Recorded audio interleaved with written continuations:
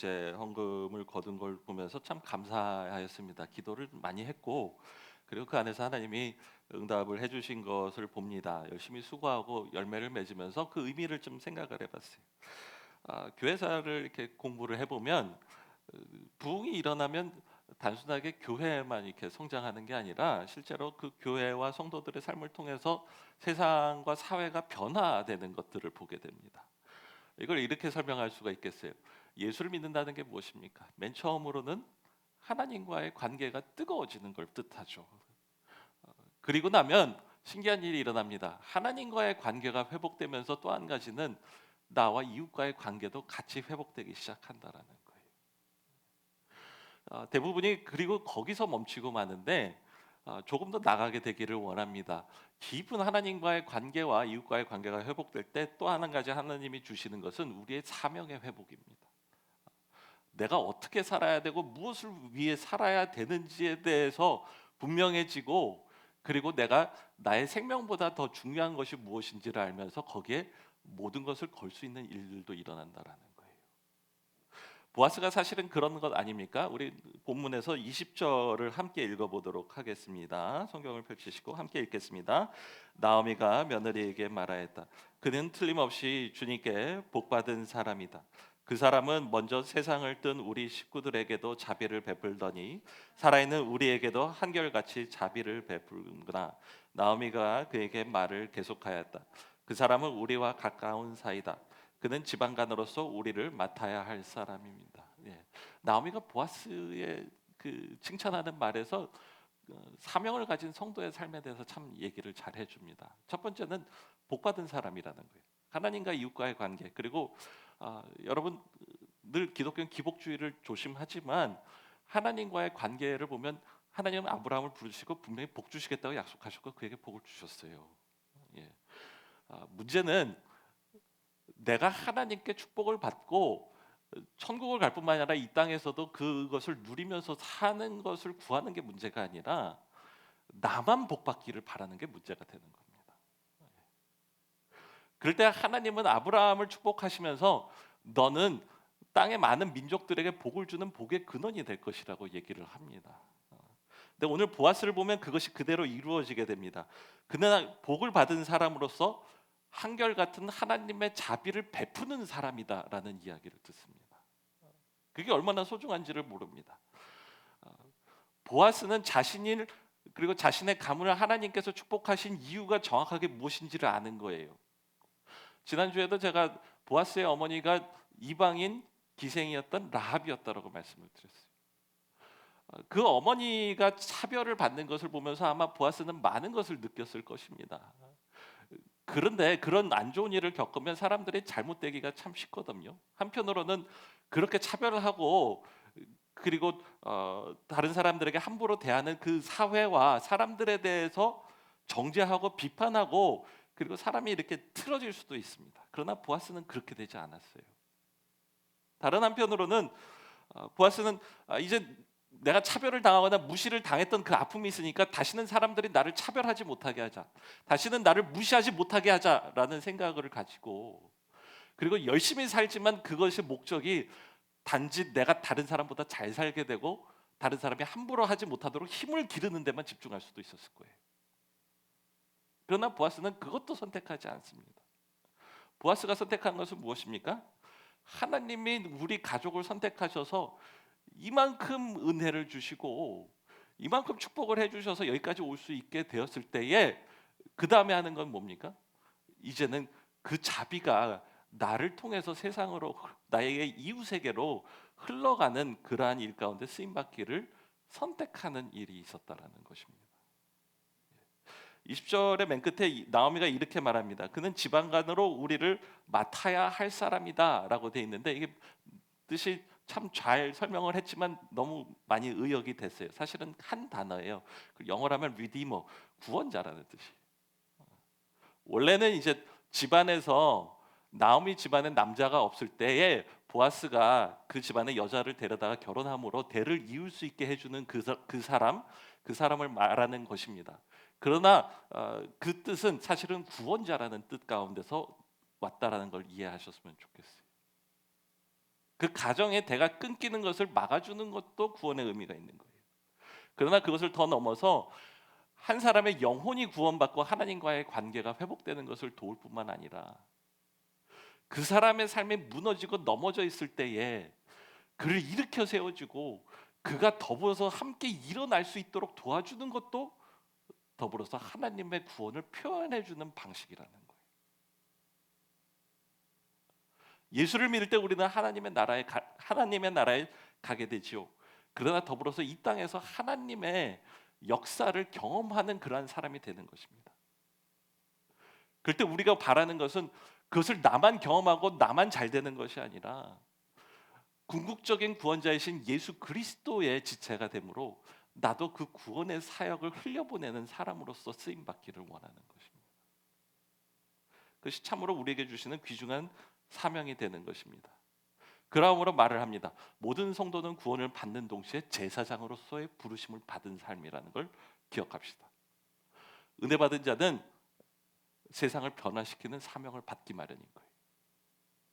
18세기 영국에 윌리엄 윌버포스라는 유명한 정치가가 있습니다. 그는 젊어서 그의 탁월함과 재능이 있기 때문에 국회의원이 됐어요.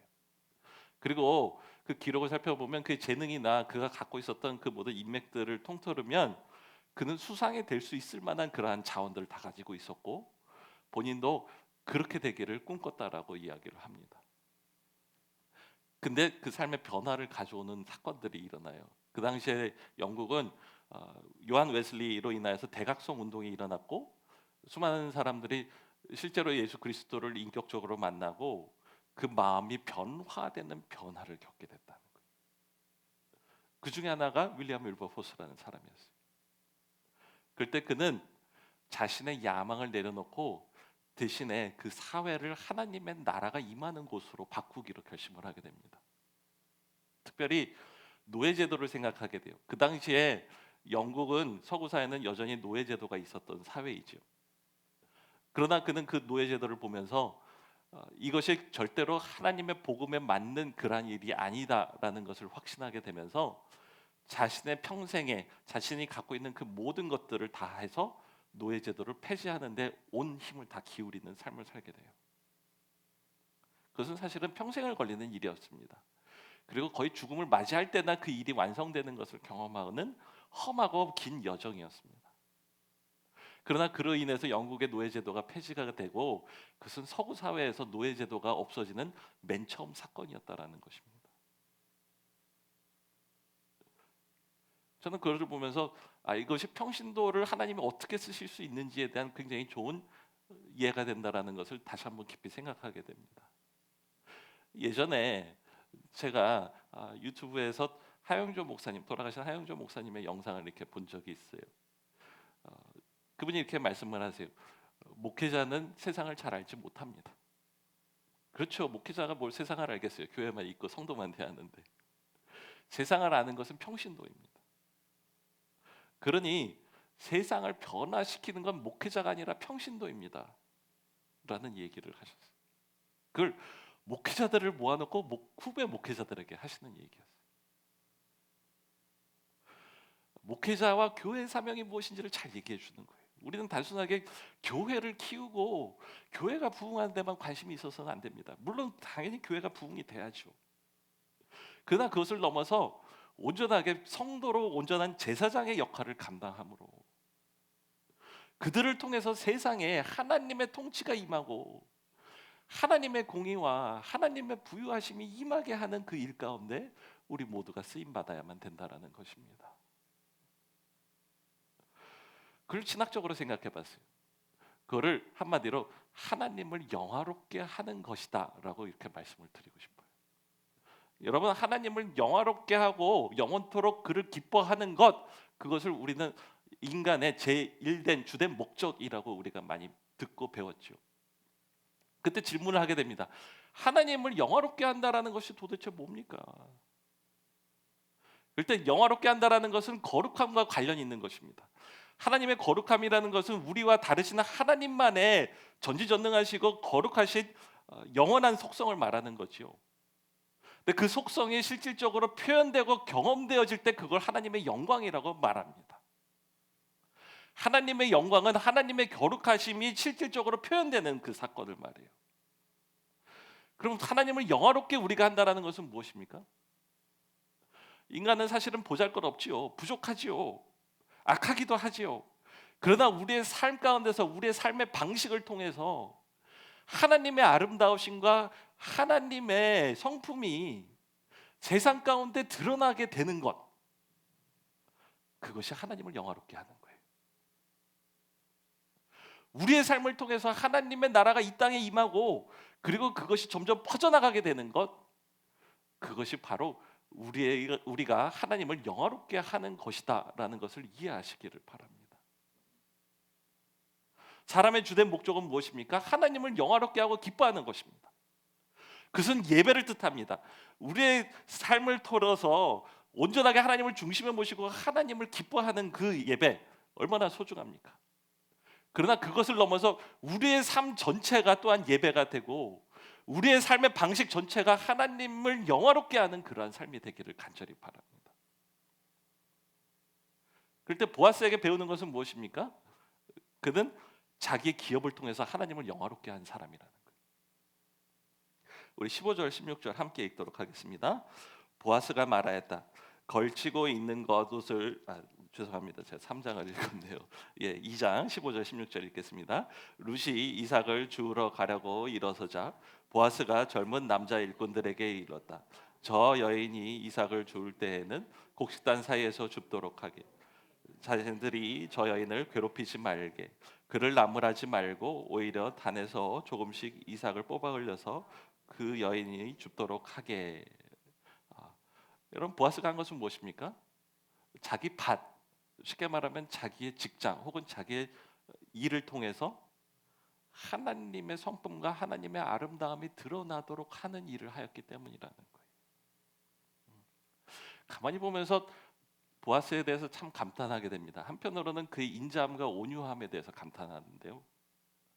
그와 더불어서 그 인자함과 온유함이 드러나기 위한 그 내면의 강인함과 무서운 결단에 대해서 다시 한번 또 감탄하게 됩니다. 어떤 면에서 보아스는 굉장히 무서운 사람이었어요. 두 가지로 생각을 해봐요. 첫 번째는 그는 자기 기업을 하나님의 말씀대로 운영하기 위해서 모든 것을 다 건 사람이었다라는 거예요. 보아스가 룻을 이렇게 도와주는 근거는 사실은 성경에 있습니다. 지난주에 우리 레위기 19장을 읽었는데 19장 2절에 이렇게 하나님이 말씀하시죠. 내가 거룩하니 너희도 거룩하라 말씀하셨어요. 그리고 그 뒤에는 실제로 거룩한 삶이 무엇인지 설명이 나온다라고 말씀을 드렸습니다. 그 중에는 우리의 일에 대해서 이렇게 나와요. 레위기 19장 9절에서 10절을 제가 읽어드릴게요. 너희가 너희 땅에서 추수할 때 너는 내 밭에 가장자리를 거두지 말며 추수가 끝난 후에 떨어진 내 이삭을 주우러 밭으로 돌아가지 말라 얘기하세요.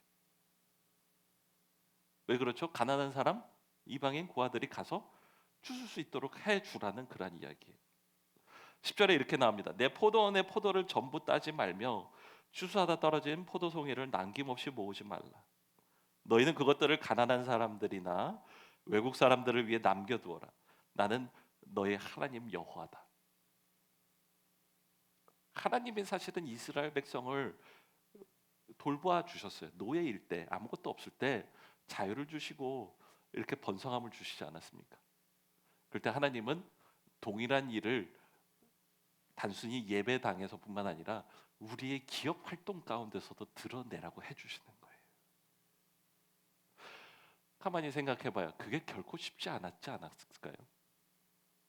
여러분, 사사시대입니다. 사사시대를 가만히 보면 정말 기괴한 일들이 많이 일어났어요. 그 중에 사사기의 마지막 이야기를 제가 소개를 해볼게요. 어떤 여인이 있는데 자기 첩과 함께 여행을 하다가 자기 아내와 함께 여행을 하다가 해가 저물면서 이스라엘 사람들, 하나님을 믿는 사람들의 마을에 들어가서 거기 유하기를 청합니다. 어느 노인이 그 집에 들이는데 그 밤에 그 동네에 있는 모든 건달들이 다 모여서 그 집 앞에서 두 사람을 끌어내라. 우리가 저 사람과 재미를 좀 봐야겠다라고 하면서 협박하는 장면이 나와요.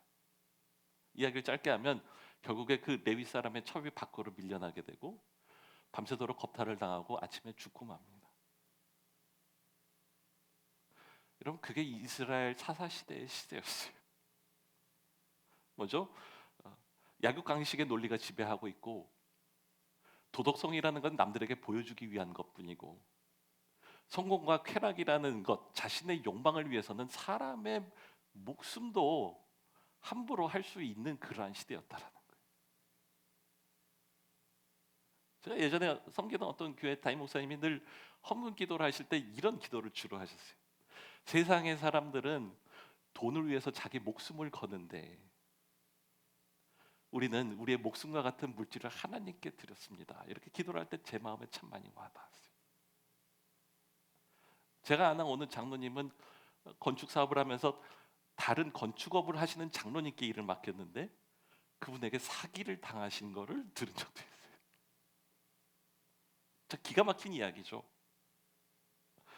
우리는 하나님의 말씀이 소중합니다라고 말하고 말씀대로 살겠다라고 말하지만 실질적으로 우리의 중요한 돈이 오고 가는 일 가운데 우리의 욕망이 걸린 일 가운데서 그렇지 않을 때가 얼마나 많은지 모릅니다. 근데 보아스는 어떻게 한 것입니까? 자기의 밭에 하나님의 뜻이 땅에서도 이루어지도록 모든 것을 건 사람입니다. 그 안에 고백이 있는 거예요. 하나님의 말씀이 살아있고 영향력이 있다는 걸 믿을 때 그 말씀대로 살면 하나님이 내 기업을 책임져 주실 거라는 믿음이 있는 거예요. 또 한 가지 더 깊은 믿음이 있습니다. 다니엘의 친구들의 고백을 한번 빌려볼게요. 비록 그리하지 않으실지라도. 보아스의 입장에서 생각해 보세요. 룻이 있어서 손해보는 거예요. 이윤을 더 얻을 수 없는 그러한 선택을 하는 거예요. 그러나 비록 그럴지라도 하나님의 말씀에 이것이 옳다라고 할 때에 그는 기꺼이 그 선택대로 하나님의 말씀대로 선택하고 자기 기업을 운영하는 그 일을 선택하는 사람이었다라는 거예요. 그것은 장난이 아닙니다. 자기의 정말 많은 것들을 다 걸고 기업을 운영하는 사람이었다는 거예요.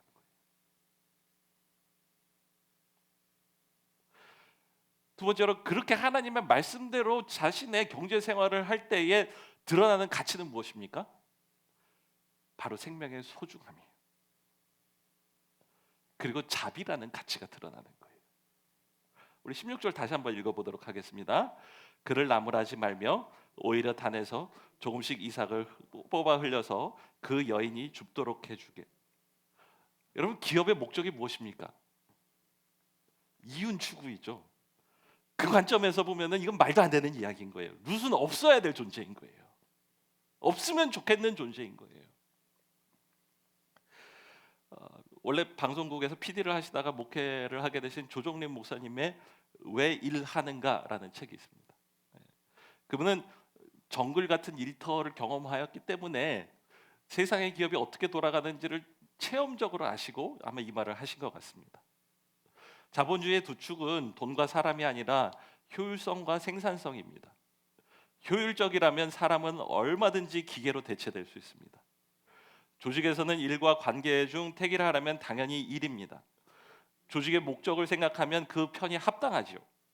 그러나 결과는 어떻습니까? 생산과 효율의 극대화는 자본 수익의 극대화를 이루었지만 인간 소의 극대화의 그늘을 더욱 짙게 만들었습니다. 효율이 중요하지요. 일이 잘 되는 것이 중요하지요.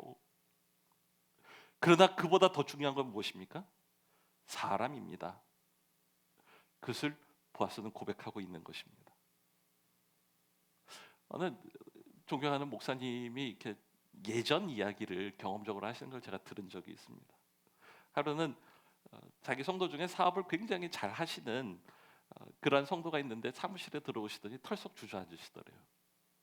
한숨을 쉬셔서 왜 그러십니까? 이러고 물어봤더니 목사님 이번 달에는 열심히 일을 했는데 세금 내고 직원들 월급 주니까 남는 게 하나도 없어요.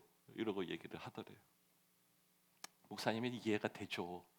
좀 위로를 해야 되는데 딱 그때 성령이 지혜를 주셨어요. 그래서 허허 웃으면서 참 중요한 일을 하셨네요. 이렇게 얘기를 했답니다. 그랬더니 그 집사님이 아니 목사님 남는 게 하나도 없는데 뭐 중요한 일을 했다라고 합니까? 근데 목사님이 대답을 합니다. 제가 집사님을 보면 사실은 이미 쌓은 게 많으셔서 일을 안 해도 그냥 금융기관만 맡겨놔도 그걸 가지고 수익을 가지고 먹고 사실 수 있지 않습니까? 그런데 이 험악한 세상에서 일을 하시면서 나라에 세금 낼 걸 다 내시고 직원들에게 일을 주셔서 월급을 꼬박꼬박 주셨다라고 한다면 그 정말 대단한 일이 아닙니까? 이렇게 얘기를 했다. 순간 그분이 이렇게 한 대 맞은 것처럼 가만히 계시더래요. 그리고는 그러네요. 감사할 만한 일이네요. 이러고 얘기를 하더랍니다. 목사님이 웃으면서 농담을 했어요. 감사하면 감사원금 하세요. 이러더랍니다. 그분이 또 그러겠습니다. 그러더랍니다. 예. 여러분 보아스의 이야기를 다시 한번 생각을 해볼게요. 난 보아스가 그 밭을 운영하는 목적이 뭔가가 좀 의심스러워요. 그가 돈을 벌기 위해서 일을 한 겁니까? 아니면 자기의 직원들에게 일을 마련해주고 가난한 과부와 고아들에게도 먹을 걸 주기 위해서 그 일을 한 겁니까? 물론 투자하고 열심히 일했을 때 그거에 대한 수고의 대가를 얻고 하나님 풍성하게 주신 걸 누리는 건 당연한 일입니다. 그러나 보아스는 자신이 부자가 되는 거에만 관심이 있지 않고 부족한 사람이 아무도 없는 것에 관심이 있었어요. 그는 자신의 성공과 자신의 성취에만 관심이 있었던 사람이 아니라 모든 사람들이 다 함께 일어나는 것에 관심이 있었던 사람입니다. 그럴 때 그 가치를 통해서 하나님의 나라가 임하게 되는 것을 봅니다. 서덕수 씨라는 분이 계십니다. 그는 크리스찬이고 한동대를 거쳐서 하버드에서 공부를 하셨고 그리고 베트남에서 건설업을 하십니다. 그런데 그가 아파트를 건설을 하려고 하는데 다 투자하는 사람들의 주변에 있는 분들 보면 고급 아파트, 그 수익이 많이 나니까 그것만 많이 짓더래요. 근데 본인이 그 베트남을 이해를 해보면 약 1,000만 정도의 인구가 있는데 그 중에 절반 정도는 그래도 변변 괜찮은 집에 살지만 나머지 절반 500만이라는 사람들은 지붕도 변변치 않고 집안 구조도 엉망인 집 같지도 않은 집에서 살고 있는 사람이 너무 많다는 거예요. 그랬을 때 그가 결심을 합니다. 이렇게 말씀을 하십니다. 우리의 주제는 사람입니다. 많은 사람이 살 수 없는 집을 짓는 게 무슨 의미일까 고민했습니다. 주님이 우리를 사람을 낚는 건축가로 불러주셨다는 생각을 하니 고가 아파트를 짓는 것은 의미가 없었습니다. 그래서 최대한 단가를 낮춰서 서민들이 살 수 있도록 지었습니다. 덕분에 많은 사람이 우리가 지은 아파트에서 행복하게 살고 있습니다. 이 프로젝트를 할 때 처음에는 투자자들이 관심을 안 보여서 돈을 모으기가 너무 힘들었대요. 근데 기도를 하면서 계속해서 일을 진행할 때에 비전을 함께 나누는 많은 사람들이 함께 참여를 하면서 기금을 마련할 수가 있었고 그리고 실제로 좋은 아파트를 져서 많은 사람들을 살 수 있게 해줬다고 간증을 하십니다. 그리고 신기하게도 그럴 때 동남아에 있는 주변 국가에서 그 사례를 알고 본인에게 연락이 오기 시작하는 놀라운 일들이 일어났다고 합니다. 그분이 말합니다. 하나님이 수고했다 덕수야 하실 때까지 제가 붙잡을 롤 모델은 느헤미야입니다. 느헤미야는 자기 민족을 위해서 예루살렘 성벽을 지은 사람이죠. 느헤미야처럼 나라와 민족과 사회를 위해 도시를 지을 생각입니다. 그럼 우리가 다 그와 같은 큰 일을 하지는 못할 것입니다. 그러나 같은 가치관을 가지고 하나님의 나라를 위해서 그 나라가 나를 통해서 온전하게 임하기를 바라며 우리 일 하나하나를 선택해 나갈 때 우리를 통해서 하나님의 영광이 세상 가운데 비치게 될 것을 믿습니다. 예수님은 말씀하십니다. 너희는 세상의 빛과 소금이라고 말씀하시지 않습니까? 너의 선한 행동을 보임으로 하나님께 영광을 돌리도록 하여라라고 하시는 하나님의 말씀을 기억하시기를 바랍니다. 예. 고린도후서 8장 9절에 이렇게 나옵니다.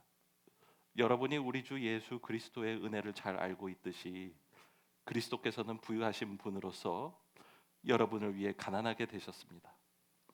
그분의 가난함을 통해 여러분을 부유하게 하시려는 것입니다. 예수님은 죽는 자를 살리기 위해 자기의 생명을 주셨습니다. 예수님은 가난한 우리를 부유하게 하시기 위해 가난하게 되셨습니다. 이제는 그것을 받아서 누리는 우리가 되기를 원합니다. 그러나 더불어서 그것을 흘려보내는 복의 근원이 되는 우리 또한 되기를 간절히 바랍니다. 기도하겠습니다.